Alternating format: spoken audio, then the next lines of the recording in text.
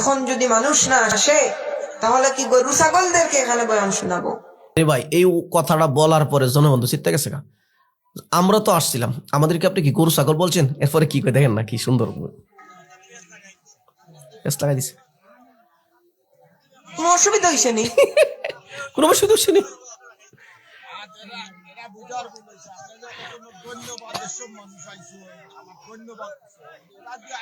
Sir দাঁড়িয়ে উঠছেন আমার মতো। কোনো অসুবিধা হয়েছে নি? না না অসুবিধা হয় নাই। আপনি গরু ছাগল বলছেন কেন ভাই? তুমি জিতে গেছে। মানুষ যদি না আসে গরু ছাগল ওয়াজ করবে না কেন? মানুষ আসে। সিস্টেম মতো তো মাথা লাগে। কইলাম না ইয়া আইয়ুহাল্লাযীনা আমানুত্তাকুল্লাহা ওয়া কুনু মা'আস সাদিকিন। যদি সত্যবাদী বাবা যদি সত্যবাদী হওয়ার অনুসরণ করতাম তাইলে আমরা এই সমস্ত রাস্তাত গেলাম হলে নি সাবকল বুঝি না আমি সিলেটি ভাষা তেমন একটা মাতি। আমি কইছি আপনারা ধন্যবাদ দিলাম যে আইসইন আপনারা। আহা অনেক মাহফিল তো খালি থাকে, আপনি দেখেন না নি?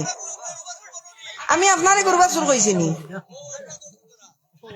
কে ধরছে? আসলে বুঝতে পারে না, এই লোকটা ভালোই বলছিল, যতটুকু বুঝলাম আর কি। ছেলেটা সুর আছে, কণ্ঠ আছে, দেখবেন একটু টান দিব, ভালোই লাগবে। এখন ঝামেলা বন্ধ করার জন্য একটা টান দিয়ে দিই। আমার বন্ধুরা রে, আমার সুর আছে, ভালো কণ্ঠ। হয়তো বুঝার ভুলে একটু বেড়াছেড়া হয়ে গেছে।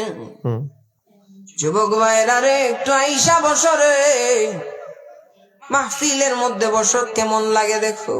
ঠিক বিষয়টা হচ্ছে বক্তা বুঝাইতে চাইছিল যে ওয়াজে যদি মানুষ না আসে তাহলে কাদেরকে আমি ওয়াজ করবো? গরু ছাগলদেরকে ওয়াজ করবো? এখন বারণ করছে যে আমরা যা আইসি আমাদের কি গরু ছাগল মনে হয়?